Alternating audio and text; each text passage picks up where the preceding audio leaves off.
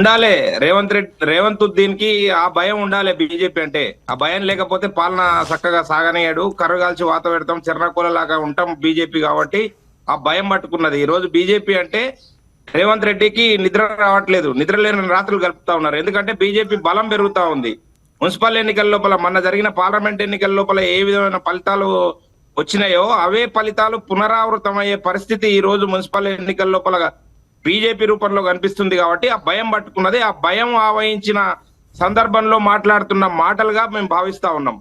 ఉండాలి. ఈ భయం లేకపోతే పిచ్చోడి చేతికి రాయి ఇచ్చిన పరిస్థితి వస్తుంది. కనుక రేవంత్ ఉద్దీన్ ఏం మాట్లాడినా కానీ ఈ రోజు ప్రజలు నమ్మే పరిస్థితి లేదు. ఎందుకు నమ్మే పరిస్థితి లేదంటే వారు చెప్పేది ఒకటి, చేసేది ఒకటి.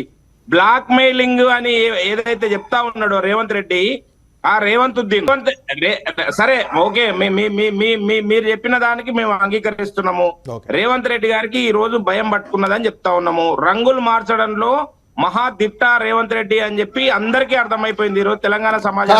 ఇట్లనే అన్నారు విజయ్ గారు, కల్వకుంట్ల కవిత గారి మీద కూడా కేసు అయినప్పుడు ఇట్లనే అన్నారు, ఇట్లనే ఛాలెంజ్లు చేశారు. తర్వాత ఏమైందో మనం అందరం చూసినాము.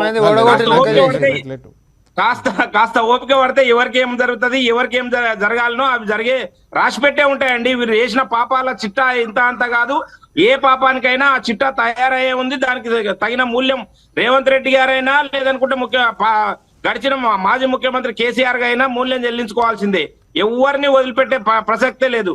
కాకపోతే మేము చెప్తున్న అంశం ఏంటంటే, వీరు బీజేపీ బీఆర్ఎస్ ఒకటే అని చెప్తా ఉన్నారు కదా. చరిత్రలో ఒక్క సాక్ష్యం చెప్పండి. భారతీయ జనతా పార్టీ బీఆర్ఎస్ తో కలిసిన సాక్ష్యం ఒక్కటి చెప్పండి.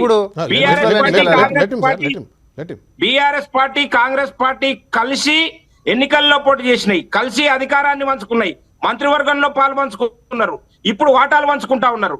కనుక ఎవరికి తెలియదు బీఆర్ఎస్ ఇప్పుడు 18 నెలల కాలము కాలయాపన చేసి మీరు ఘోష్ కమిషన్ అని చెప్పి ఒక పెద్ద కొండను తవ్వడం కోసము ఒక సొరంగాన్ని తవ్వుతున్నామని చెప్పి ఎలకను పట్టిన చందంగా ఘోష్ కమిషన్ నివేదిక 18 నెలల కాలం అండి, 6 నెలల్లో నివేదిక సమర్పిస్తుంది అని చెప్పిన ఘోష్ కమిషన్ 3 మాటలు 3 టైమ్స్ వారికి విచారణ కాల పరిమితిని 3 టైమ్స్ పొడిగించి 18 నెలల కాల పరిమితి దాటిన తర్వాత ఇచ్చిన ఘోష్ కమిషన్ రిపోర్ట్ ఆధారంగా మీరు సిబిఐ ఎంక్వైరీకి ఇచ్చిర్రు. మీ కాలయాపన గురించి మాట్లాడరు, మీరు చేస్తున్న తతంగాల గురించి మాట్లాడరు, మీకు అడ్డంకులు లేని కేసుల గురించి మాట్లాడరు. మీరు లోపాయికారి ఒప్పందాలు చేసుకొని వాటాలు గుంజుకొని బలవంతం చేసి బ్లాక్ మెయిల్ చేసి బీఆర్ఎస్ నాయకులతోటి లేదనుకుంటే ఆ కాంట్రాక్టర్లతోటి అధికారులతోటి కుమ్ముక్కు రాజకీయాలు ఎవరు చేస్తున్నారు అనేది మాకు తెలియదా?